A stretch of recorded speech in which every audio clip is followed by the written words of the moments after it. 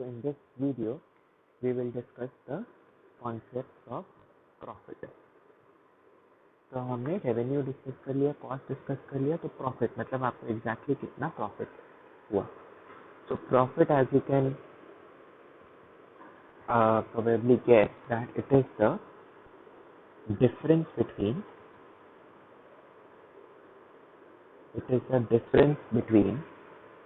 total revenue, which is TR, and total cost, which is TC. So basically total revenue and total cost के बीच का जो difference होता है वो profit होता है. प्रॉफिट हम इकोनॉमिक्स में डिनोट करते हैं पाई से. Pi is actually your total revenue minus total cost. ठीक है. Now there are three concepts of profit.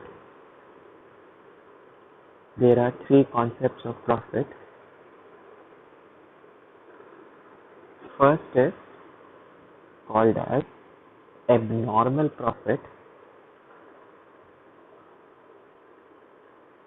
or extra normal profit.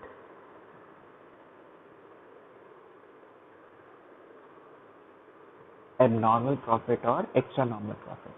तो जो हम सोचते हैं जनरली कि प्रॉफिट हो रहा है, प्रॉफिट मतलब पॉजिटिव प्रॉफिट हो रहा है आपको, उसको इकोनॉमिक्स में एबनॉर्मल या एक्स्ट्रा नॉर्मल प्रॉफिट बोलते हैं.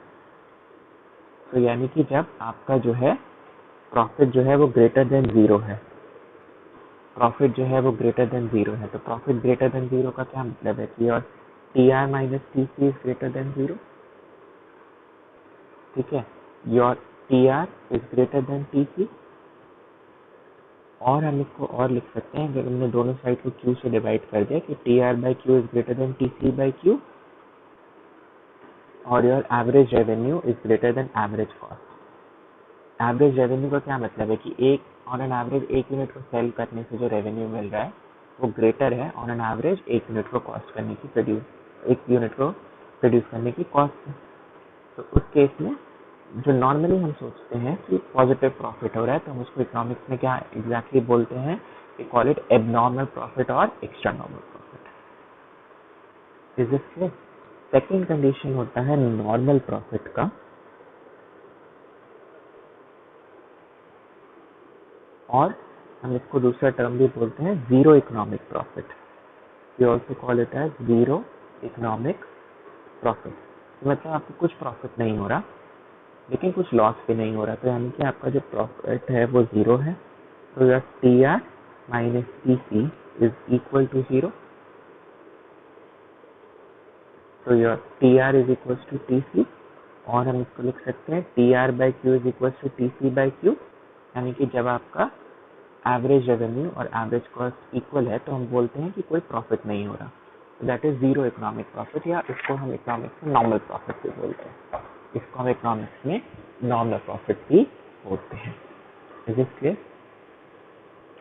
The third concept is of subnormal profit.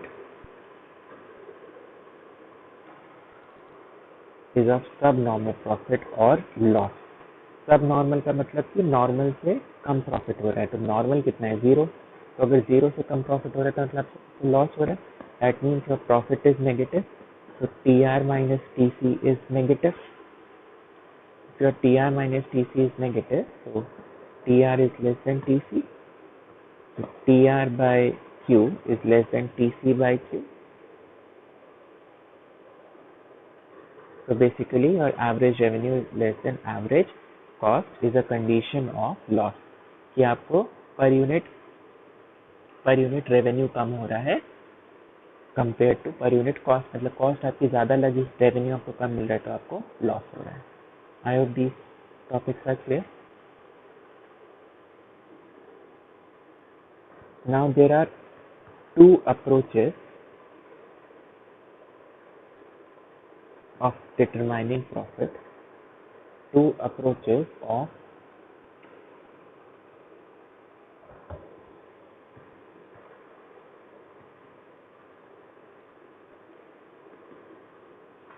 determining. So basically we are now discussing, तो हमने प्रॉफिट के तीनों कॉन्सेप्ट डिस्कस कर लिए. Two approaches of determining producer's equilibrium. Two approaches of determining producer equilibrium. So what do we actually mean by producer equilibrium? Profit से कैसे link हुआ? तो प्रोड्यूसर कब तक प्रोड्यूस करेगा? तो इक्विलिब्रियम का मतलब कि मैंने ऐसा बताया, इक्विलिब्रियम का मतलब there is no deviation in sentence, कि वो पॉइंट जहाँ पर उसको स्टेबिलिटी मिल गई. तो प्रोड्यूसर कब तक प्रोड्यूस करेगा? वो तब तक प्रोड्यूस करेगा जब तक उसका जो प्रॉफिट है वो मैक्सिमम है. ठीक है, जब तक उसका प्रॉफिट जो है वो मैक्सिमम. तो what is the meaning of producer equilibrium? So a producer is said to be in equilibrium. A producer is said to be in equilibrium when he produces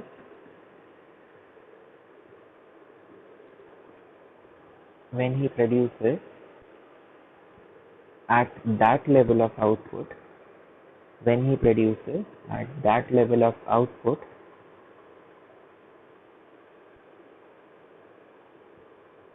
at which his profits are maximum. At which his profits are maximum.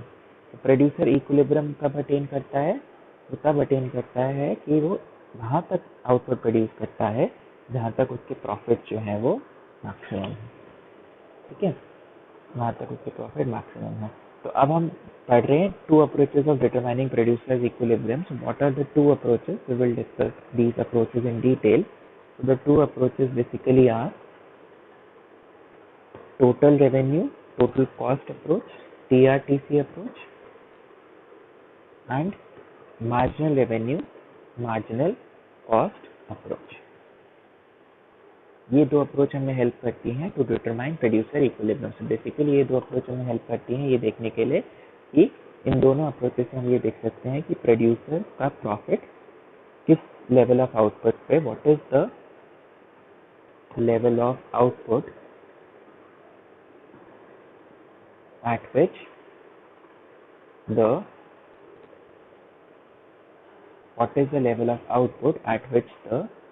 producer's profits are getting, what is the level of output at which the producer's profits are getting maximum. कौन सा level of output है जिससे producer के profit जो है वो maximum हो रहा है. ठीक है, तो let us first discuss the TRTC approach.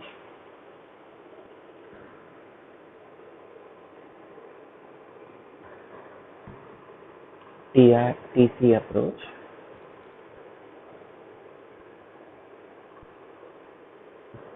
So according to this approach,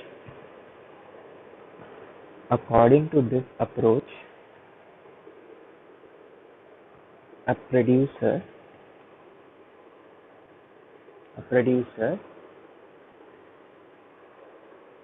attains equilibrium. A producer attains equilibrium when he maximizes. A producer attains equilibrium when he maximizes the difference between total revenue and total cost. That is, difference क्या होता है total revenue to profit? That is when he maximizes profit. So producer equilibrium कब attain करता है? जब वो maximise करता है difference total revenue total cost में, बेसिकली जब वो अपना प्रॉफिट मैक्सिमाइज करता है. तो देखते हैं कि कैसे हो रहा है. हम एक शेड्यूल डिस्कस करते हैं. You have output, you have total revenue, you have total cost, and you have profit, which is equal to total revenue minus total cost. तो अगर आपका आउटपुट सपोज 0 है, टोटल रेवेन्यू 0 हो गया, टोटल कॉस्ट फिर भी हो सकती है फिक्स कॉस्ट, तो प्रॉफिट कितना हो गया? -3. ठीक है, आउटपुट 1 है, टोटल रेवेन्यू 4 है, टोटल कॉस्ट 5 है, तो आपका प्रॉफिट जो है वो, क्योंकि इनिशियली जो होता है कॉस्ट ज़्यादा लग रही होती है और रेवेन्यू जो है वो कम मिल रहा होता है. फिर ये एक हाइपोथेटिकल शेड्यूल है कि जो जनरली प्रॉफिट कैसे बिहेव करता है वो बिहेवियर दिखा रहा है ये, ठीक है। 3972 4 10 9 1 5 10 12 -2 एंड 6 9 18 -9। तो इसमें आप देखोगे कि प्रॉफिट कहाँ मैक्सिमाइज हो रहा है, तो सबसे मैक्सिमम प्रॉफिट क्या है, 2 है। तो बेसिकली किस लेवल ऑफ आउटपुट में मैक्सिमाइज हो रहा है, 3। तो उसको कितने इसमें आउटपुट प्रोड्यूस करने चाहिए, 3 प्रोड्यूस करना चाहिए, ताकि उसका प्रॉफिट जो है वो मैक्सिमाइज हो जाए। So basically the difference between TR and TC is maximum when 3 units of output are produced, when 3 units of output are produced, and producer strikes equilibrium at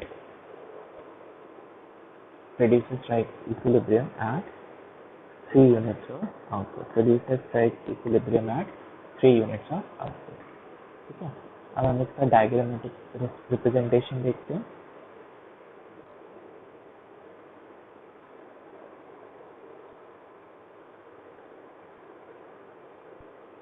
तो output is on X axis, Y axis पे क्या है, total revenue और total cost. तो total revenue अभी हमने जो है लास्ट वीडियो में बनाया। तो टोटल रेवेन्यू कर्व कैसा होता है, ऐसा कर्व होता है total revenue curve. Total cost curve क्या होता है, तो total cost is basically total variable cost plus total fix cost, ठीक है। तो वो कर्व अगर आपको याद हो तो वो कर्व जो होता है वो कुछ ऐसा कर्व होता है। This is your total cost curve. It first increases at an increasing rate and then increases at a decreasing rate. तो अगर आप इसे चेक करोगे कि टोटल रेवेन्यू और टोटल कॉस्ट का जो डिफरेंस है वो यहाँ पे मैक्सिमम हो रहा है। ये टोटल रेवेन्यू और टोटल कॉस्ट का डिफरेंस यहाँ पर मैक्सिमम हो रहा है। तो प्रोड्यूसर को कोई ये वाला आउटपुट क्यू स्टार प्रोड्यूस करना चाहिए। देखिए यहाँ तक क्या हो रहा है, इस वाले रीजन में क्या हो रहा है, टोटल कॉस्ट जो है वो टोटल रेवेन्यू से बड़ा है, तो यहाँ तो वो प्रोड्यूस करेगा ही नहीं, ठीक है। इस वाले में भी क्या हो रहा है, टोटल कॉस्ट जो है वो टोटल रेवेन्यू से बड़ा है, तो यहाँ नहीं। तो उसका इक्विलिब्रियम कहाँ आएगा, क्यू स्टार, जहाँ पर उसका जो है प्रॉफिट है वो मैक्सिमम हो रहा है। अगर इसको और अच्छे से समझने के लिए सपोज मैं प्रॉफिट कर्व बनाता हूँ यहाँ पर।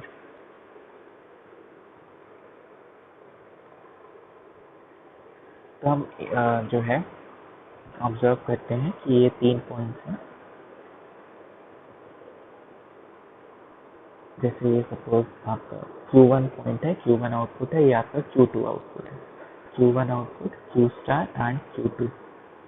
तो Q1 से पहले क्या हो रहा है, Q1 से पहले टोटल कॉस्ट जो है वो टोटल रेवेन्यू से बड़ा है, यानी कि आपको तो लॉस हो रहा है। तो अगर प्रॉफिट वाले एक्सिस पे आपको लॉस दिखाना है, मतलब नीचे चला जाएगा वो, तो Q1 आउटपुट प्रोड्यूस करने तक आपको लॉस हो रहा है, दैट मीन्स नेगेटिव प्रॉफिट है। Q1 से Q स्टार में क्या हो रहा है कि आपका टोटल रेवेन्यू अब बढ़ रहा है, टोटल कॉस्ट कम हो रही है, तो आपका प्रॉफिट होना स्टार्ट हुआ। प्रॉफिट होना स्टार्ट हुआ और एक मैक्सिमम उसने अटेन किया, किस लेवल पे अटेन किया, Q स्टार पे। अब क्या हुआ कि टोटल रेवेन्यू जो है वो डिक्लाइन कर रहा है, टोटल कॉस्ट बढ़ रहा है, तो आपका प्रॉफिट विल स्टार्ट डिक्लाइनिंग, और Q2 के बाद profit again becomes negative. Maximum point, maximum कहाँ है, वो Q स्टार पे है।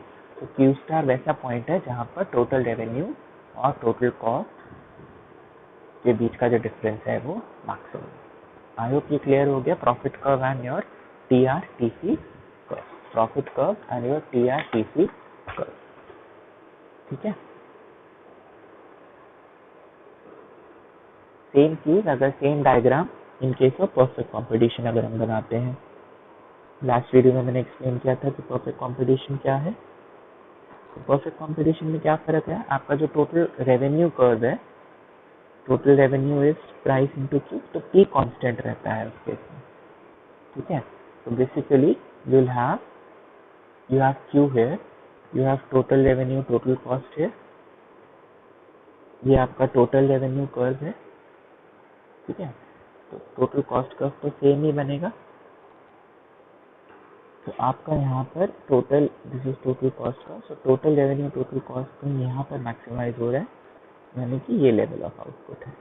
यहाँ पर ऊपर तो इस रीजन में क्या है, इस रीजन में तो आपका टोटल कॉस्ट बड़ा है टोटल रेवेन्यू से, इस रीजन में टोटल रेवेन्यू बड़ा है, लेकिन मैक्सिमम किस पॉइंट पे हो रहा है, इस पॉइंट पर। तो बेसिकली डायग्राम में क्या फर्क आया वो समझाना था। Is this clear? Now let us discuss the second order, let us discuss the second approach.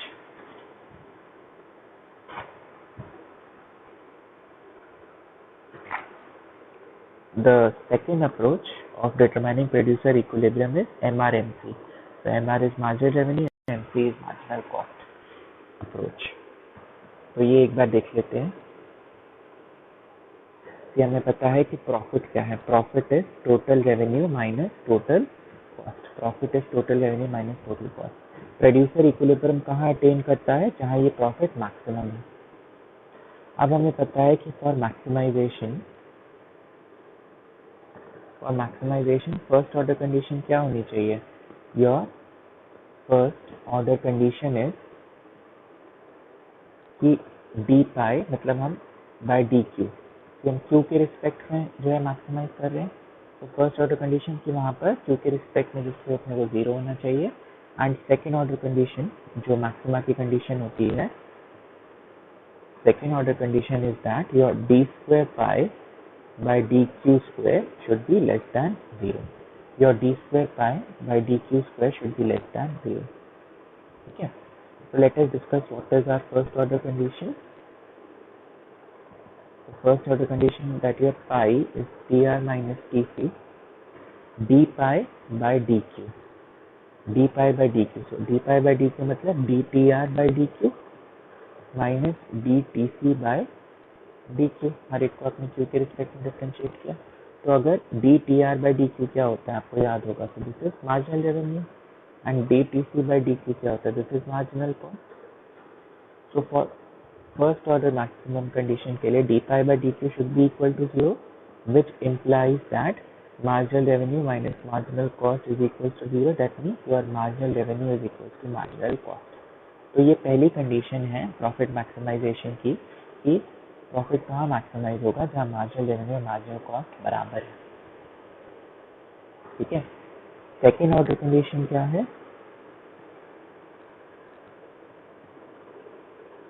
Second order condition क्या है कि your D square pi by D Q square, मतलब आपका जो फर्स्ट डेरिवेटिव आया, फर्स्ट डेरिवेटिव क्या आया, D T R by D Q minus D T C by D Q, which is equal to M R minus M C. Second order condition is D by D Q M R minus M C, क्योंकि ये आपका first order derivative है, should be less than zero. This basically means that dmr by dq minus dmc by dq is less than 0. This basically means dmr by dq is less than dmc by dq. इसका क्या meaning है कि तो dmr by dq क्या है, तो this is slope of MR curve, this is slope of MR curve, and this is slope of MC curve. तो basically profit maximisation कहाँ हो रहा है, दो कंडीशन सेटिस्फाई होनी चाहिए। पहली कंडीशन क्या है, वहाँ पर होगा जहाँ MR और MC बराबर है, और दूसरी कंडीशन ये है कि वो वहाँ पर होगा जहाँ MR कर्व का जो स्लोप है वो MC कर्व के स्लोप से कम है, जो MR कर्व का स्लोप है वो MC कर्व के स्लोप से कम है।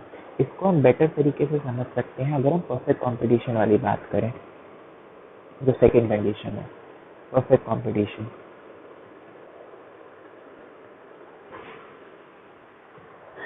परफेक्ट कंपटीशन, तो परफेक्ट कंपटीशन में क्या होता है, परफेक्ट कंपटीशन में आपका MR कांस्टेंट है, अभी हमने पढ़ा लास्ट वीडियो में कि एम आर प्राइस के बराबर है और वो हमेशा कांस्टेंट रहता है, यानी कि जो ये डेरिवेटिव है D M R by D Q, जो ये डेरिवेटिव है D M R by D Q zero होगा, क्योंकि कांस्टेंट का डेरिवेटिव जीरो होता है। तो second order condition perfect competition के केस में क्या हो गई, that zero is less than D M C by D Q, that means D M C by D Q is greater than zero. तो इसका बेसिकली मीनिंग है कि MC का जो स्लोप है वो पॉजिटिव है, मतलब MC is rising, MC is rising. I hope this is clear कि परफेक्ट कॉम्पिटिशन में मार्जिनल रेवेन्यू चेंज नहीं होता, तो यानी कि उसका जो डेरिवेटिव होगा with respect to output zero होगा। तो ये this basically reduces to the fact that your marginal cost is rising.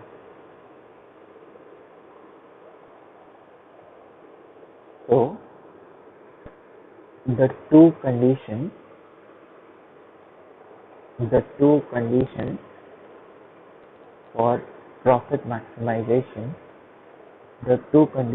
for profit maximization, in case of perfect competition, the two conditions for profit maximization in case of perfect competition are, first MR is equals to MC। so basically हम perfect competition वाले ही ज़्यादा जो है study कर रहे हैं। MR is equals to MC and the second is MC is rising, the second is MC is rising। is this clear? So let us now discuss this diagrammatically. Let us discuss the diagram. So you have Q here, you have marginal cost, marginal revenue here। Perfect competition वाला ही Q है। तो perfect competition में हमने पढ़ा कि price और marginal revenue जो है वो बराबर होते हैं, प्राइस और मार्जिनल रेवेन्यू बराबर होते हैं। और मार्जिनल कॉस्ट कर्व क्या है, यू शेप्ड कर्व है। मार्जिनल कॉस्ट कर्व क्या है, यू शेप्ड कर्व है। तो पहली कंडीशन प्रॉफिट मैक्सिमाइजेशन की क्या है, पहली कंडीशन प्रॉफिट मैक्सिमाइजेशन की है कि your MR should be equal to MC, your MR should be equal, तो वो तो 2 पॉइंट्स पे हो रहा है Q1 एंड Q2, 2 पॉइंट्स पे एमआर, क्योंकि जो एमसी कर्व है वो एमआर को कट कर रहा है 2 पॉइंट्स पे Q1 एंड Q2, ठीक है। लेकिन सेकंड कंडीशन क्या है, that MC should be rising. Second condition क्या है, that MC should be rising. तो MC किस में राइज कर रहा है, कौन से वाले पॉइंट पे, Q2 पॉइंट पे। तो basically your profit is maximised, your profit is maximised at output level Q2। Profit is maximised at output level Q2। Q1 पे सिर्फ पहली कंडीशन सेटिस्फाई हो रही है, Q2 पे दोनों कंडीशन सेटिस्फाई हो रही है, ठीक है। तो आपका जो इक्विलिब्रियम है, प्रोड्यूसर इक्विलिब्रियम है, वो Q2 पे आ रहा है, प्रोड्यूसर इक्विलिब्रियम है वो Q2 पे आ रहा है। ना इन दोनों कंडीशन का मतलब क्या है, तो MR is equals to MC, तो बेसिकली इट मीन्स कि इक्विलिब्रियम तब होगा जहाँ एडिशनल रेवेन्यू, मतलब आपने एक एक्स्ट्रा यूनिट सेल किया तो उससे जो आपको पैसा मिल रहा है वो इक्वल है उस एडिशनल यूनिट को परचेज उस बनाने की कॉस्ट से। अब दूसरा कंडीशन ये कहता है कि प्रोड्यूसर का इक्विलिब्रियम वहां पर होगा जहां मार्जिनल कॉस्ट राइज कर रहा है, यानी कि इस रीजन में कहीं। ऐसा इसलिए है, देखो जब मार्जिनल कॉस्ट फॉल कर रहा है तो प्रोड्यूसर तो प्रोड्यूस ही करता जाएगा ना, जो उसकी एडिशनल कॉस्ट है वो कम होती जा रही है, तो प्रोड्यूस तो वहां पर कभी भी उसको सेटिस्फैक्शन नहीं मिलेगी, ठीक है। हाँ वो कभी रुकेगा नहीं, इक्विलिब्रियम का मतलब कि वो स्टेबल हो रहा है वहां पर। तो स्टेबिलिटी कहीं ना कहीं जो मार्जिनल कॉस्ट राइजिंग पोर्शन है उसी पे ही आएगी, राइजिंग पोर्शन पे ही स्टेबिलिटी आएगी, इसलिए आउटपुट उसका जो इक्विलिब्रियम है वो Q2 पे आएगा, ना कि Q1 पे आएगा। इज दिस क्लियर, ठीक है। Now just the last topic in this is that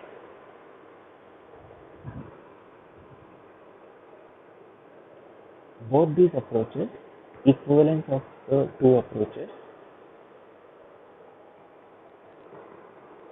अभी हमने जो है दो अप्रोचेस पढ़ी प्रॉफिट की, total revenue total cost and marginal revenue marginal cost करके। दोनों अप्रोच जो है वो आपको सेम ही आंसर देती है। तो ये मैं जो डायग्राम है ये मैं परफेक्ट कंपटीशन के लिए ये कॉन्सेप्ट आपको समझा रहा हूँ कि दोनों अप्रोचेस से आपको सेम ही आंसर मिलता है। तो परफेक्ट कंपटीशन में you have Q, you have total revenue, you have total cost. तो ये टोटल रेवेन्यू कर्व है और ये आपका टोटल कॉस्ट कर्व है। तो हमने पढ़ा कि जहाँ पर ये मैक्सिमम है वहाँ पर आपका इक्विलिब्रियम है तो Q स्टार पे है। तो जो दूसरी अप्रोच है MRMC अप्रोच, उससे भी आपका आंसर जो है वो सेम आना चाहिए। यानी कि अगर ये आपका MR कर्व है तो जो आपका MC कर्व होगा वो भी इधर ही कट करेगा। तो दोनों अप्रोचेस से आंसर सेम ही, equilibrium level of output same ही आना चाहिए। I hope this is clear. So in case you have any doubts, you can call me or message me, and I'm also planning to take a live doubt session next week. Thank you.